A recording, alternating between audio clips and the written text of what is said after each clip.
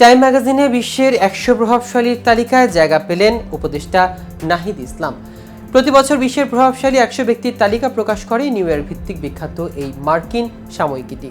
এবার সেই তালিকায় জায়গা করে নিলেন বৈষম্য বিরোধী ছাত্র আন্দোলনের অন্যতম সমন্বয়ক ও সরকারের ডাক, টেলিযোগাযোগ ও তথ্য প্রযুক্তি মন্ত্রণালয় এবং তথ্য ও সম্প্রচার মন্ত্রণালয়ের উপদেষ্টা নাহিদ ইসলাম।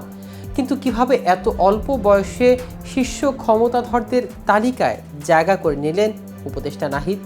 এ বিষয়ে আরও বিস্তারিত থাকছে প্রতিবেদনের বাকি অংশে। কেটিভি নিউজ 24 চ্যানেল থেকে আপনাদের সাথে আছি আমি মাহমুদুর রহমান জিয়া। বয়স 26 বছরের কম, তবে এই বয়সে বিশ্বের অন্যতম ক্ষমতাধর এক ব্যক্তিকে মসনদ থেকে নামাতে তার ভূমিকা অনস্বীকার্য। সমাজবিজ্ঞান বিভাগে স্নাতকোত্তর ডিগ্রি লাভ করা বাংলাদেশের সাবেক প্রধানমন্ত্রী শেখ হাসিনার বিরুদ্ধে দেশব্যাপী শুরু হওয়া শিক্ষার্থীদের আন্দোলনের অন্যতম মুখ তিনি। অনেক প্রতিবাদী নেতার মধ্যে একজন তিনি। দেশের কুখ্যাত গোয়েন্দা সংস্থাগুলোর হাতে নির্যাতিত হওয়ার পরেও ব্যাপকভাবে পরিচিতি হয়ে উঠেছে। নাহিদ ইসলাম সম্পর্কে ওয়েবসাইটে এভাবে বর্ণনা করেছে টাইম ম্যাগাজিন।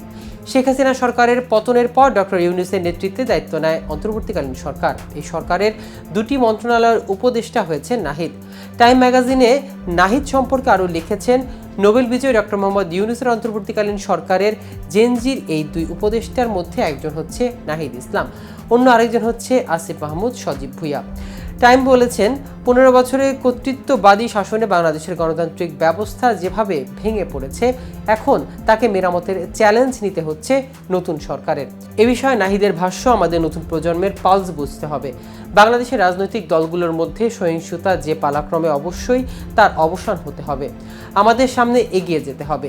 এদিকে সরকারের যে কোনো সমালোচনাকে স্বাগত জানিয়ে ডাক, টেলিযোগাযোগ ও তথ্য প্রযুক্তি ও তথ্য সম্প্রচার উপদেষ্টা মোহাম্মদ নাহিদ ইসলাম বলেছেন, সবাই সরকারের প্রতিটি পদক্ষেপ সম্পর্কে প্রশ্ন করতে পারবেন এবং জবাবদিহির আওতায় আনতে পারবেন। পবিত্র ঈদে মিলাদুন্নবী সাল্লাল্লাহু আলাইহি ওয়াসাল্লাম উদযাপন উপলক্ষে গত সোমবার রাজধানীর শেখ বোরহানুদ্দিন পোস্ট গ্রাজুয়েট কলেজে এক পুরস্কার বিতরণী আলোচনা ও সাংস্কৃতিক অনুষ্ঠানে যোগ দিয়ে নাহিদ ইসলাম কথা বলেন। বৈষম্য বিরোধী ছাত্র আন্দোলনে নিহত হন শেখ বোরহানুদ্দিন পোস্ট গ্রাজুয়েট কলেজের শিক্ষার্থী সাইদুল ইসলাম শোভন ও নাদিমুল হাসান এলএম। উপদেষ্টা কলেজ প্রাঙ্গণে তাদের নাম ফলক উদ্বোধন করেন। এই দুই শিক্ষার্থীকে স্মরণ করে নাহিদ বলেন, তাদের আত্মত্যাগের কারণে আজ স্বাধীন ও মুক্তভাবে বক্তব্য দিতে পারছেন। জুলাই আগস্ট অভ্যুত্থানে এই কলেজের শিক্ষার্থীরা অগ্রণী ভূমিকা পালন করেছেন। বৈষম্য বিরোধী আন্দোলনের ইতিহাসে শেখ বোরহানুদ্দিন কলেজের নাম স্বর্ণাক্ষরে লেখা থাকবে। নাহিদ ইসলাম আরও বলেন, ছাত্ররা বারবার দেশের কল্যাণে রক্ত দিয়েছে, কিন্তু আন্দোলনের সফলতা তারা সব সময় পাননি, বারবার বঞ্চিত হয়েছে।